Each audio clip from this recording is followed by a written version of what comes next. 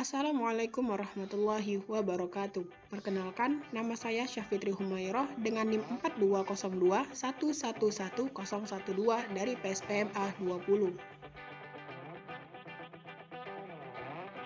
Media pembelajaran matematika.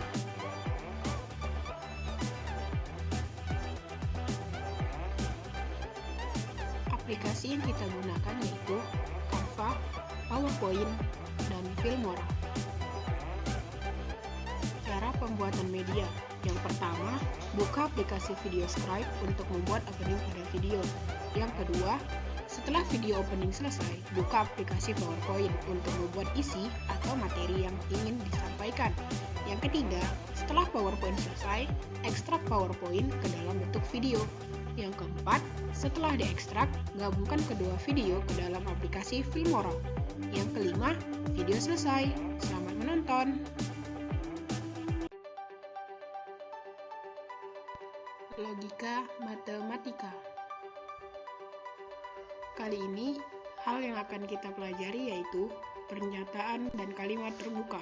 Yang kedua, negasi pernyataan. Yang ketiga, konjungsi. Yang keempat, disjungsi. Yang kelima, implikasi. Dan yang keenam, diimplikasi. Yang pertama, apa sih itu logika matematika? Nah, logika matematika adalah salah satu cabang matematika yang mempelajari tentang pola pikir yang tepat dan logis dalam menarik suatu kesimpulan. Selanjutnya yaitu pernyataan dan kalimat terbuka. Apa sih pernyataan dan kalimat terbuka itu? Pernyataan adalah kalimat yang mempunyai nilai kebenaran, dapat bernilai benar atau salah, namun tidak sekaligus keduanya. Contohnya, ibu kota Jawa Timur adalah Surabaya, maka pernyataan ini bernilai benar. Sedangkan pernyataan kedua, yaitu kambing adalah hewan pemakan daging. Nah, pernyataan ini bernilai salah karena kambing itu pemakan tumbuhan atau rumput. Sedangkan kalimat terbuka adalah kalimat yang memuat variabel sehingga belum dapat ditentukan nilai kebenarannya. Kalimat terbuka dapat menjadi pernyataan jika variabelnya diganti nilai tertentu. Contohnya nih, X kurang 2 sama dengan 9. Maka ini merupakan kalimat terbuka. Mengapa dia kalimat terbuka? Karena dia belum dapat ditentukan nilai kebenarannya. Dan kalimat terbuka itu kan harus pernyataannya itu jika variabelnya diganti dengan nilai tertentu. Negasi pernyataan atau disebut juga dengan ingkaran. Nah, terdapat 3 pernyataan dengan ingkarannya. Yang pertama, ini pensil, maka ingkarannya menjadi ini bukan pensil. Pernyataan yang kedua, hari ini hujan, maka ingkarannya menjadi hari ini tidak hujan. Pernyataan yang ketiga, semua siswa lulus SBMPTN, maka ingkarannya menjadi beberapa siswa tidak lulus SBMPTN. Kalimat majemuk. Kalimat majemuk terdiri dari 4 bagian. Yang pertama, konjungsi. Yang kedua, disjungsi. Yang ketiga, implikasi. Dan yang keempat, diimplikasi. Kalimat majemuk yang pertama, yaitu konjungsi. Apa sih konjungsi itu? Konjungsi yaitu jika P dan Q masing-masing melambangkan suatu pernyataan, maka konjungsi P dan Q ditulis P yang lambang V seperti V terbalik itu dibaca dan, maka P konjungsi Q atau dibaca P dan Q, maka V yang terbalik itu dibaca dan. Seperti kita lihat pada tabel kebenaran.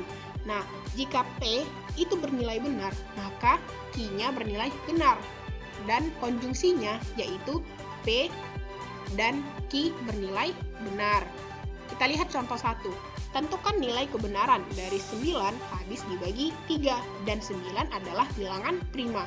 Penyelesaiannya, kita misalkan P itu sama dengan 9 habis dibagi 3.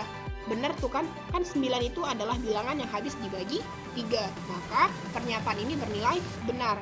Sedangkan Q yaitu 9 adalah bilangan prima. pernyataan ini merupakan pernyataan yang salah. Mengapa? Karena 9 itu bukan bilangan prima. Maka pernyataan ini bernilai salah. Jadi konjungsinya yaitu P dan Q sama dengan benar dan salah. Hasilnya yaitu salah. Jadi pernyataan di atas mempunyai nilai kebenaran yang salah. Yang kedua, disjungsi. Jika P dan Q masing-masing melambangkan suatu pernyataan, maka disjungsi P dan Q ditulis P itu lambang disjungsi yaitu seperti huruf P, Q. Nah, maka pernyataan itu dibaca P atau Q. Kemudian kita lihat contohnya. Tentukan nilai X agar pernyataan berikut bernilai benar. Diketahui nih, 5 ditambah 14 lebih kecil dari 2 ditambah 10. Atau X kuadrat dikurang 2X dikurang 8 lebih besar sama dengan 0. Penyelesaiannya, kita misalkan P itu sama dengan pernyataan 5 ditambah 14 itu kecil dari 2 ditambah 10. Nah, dari pernyataan itu bernilai salah. Kenapa? Karena 5 ditambah 14 itu seharusnya lebih besar dari 2 tambah 10. Sedangkan Q sama dengan X kuadrat dikurang 2X dikurang 8 lebih besar sama dengan 0. Agar dia menjadi disjungsi benar, Q-nya itu harus benar. Maka X kuadrat dikurang 2X dikurang 8 lebih besar sama dengan 0.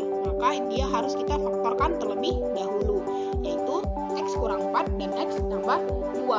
Maka X-nya itu kecil dari sama dengan min 2 atau X besar dari sama dengan 4. Jadi disjungsinya itu bernilai benar untuk X kecil dari sama dengan min 2 atau X besar dari sama dengan 4. Yang ketiga yaitu implikasi. Apa sih itu implikasi? Implikasi yaitu gabungan dua pernyataan P dan Q sehingga membentuk pernyataan majemuk dengan menggunakan kata hubung jika titik-titik maka titik-titik. Nah, contohnya, tentukan nilai kebenaran dari pernyataan berikut. Jika kuda hewan pemakan rumput, maka kuda berkaki 4. Penyelesaiannya, kita buat P itu sama dengan kuda hewan pemakan rumput. Pernyataan ini bernilai benar, karena memang kuda adalah hewan pemakan rumput. Kemudian Q itu apa kita buat? Kuda berkaki 4. Pernyataan ini bernilai benar, memang karena kuda adalah hewan yang berkaki 4. Nah, maka hasilnya P implikasi Q, maka dia pernyataan ini bernilai benar. Dari tabel kebenaran kita lihat jika P-nya benar, maka Q-nya juga benar.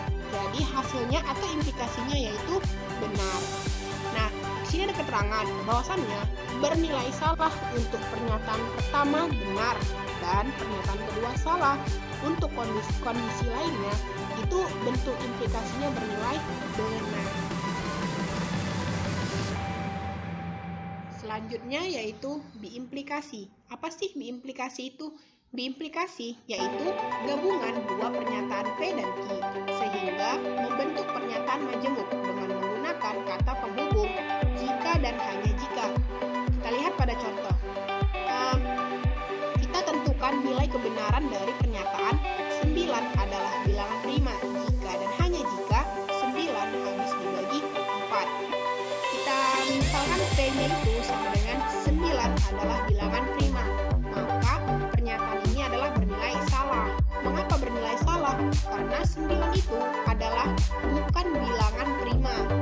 Dan kemudian untuk Q yaitu 9 habis dibagi 4.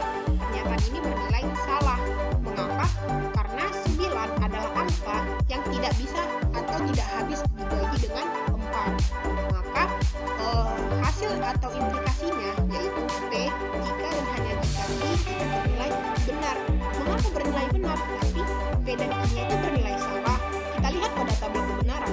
Jika P-nya itu bernilai salah dan Q-nya itu bernilai salah, maka hasilnya yaitu bernilai benar. Maka pernyataan ini bernilai benar. Bernilai benar jika kedua pernyataan bernilai sama. Bernilai salah jika kedua pernyataannya itu bernilai berbeda atau berlawanan. Yang terakhir yaitu negasi pernyataan majemuk. Contohnya,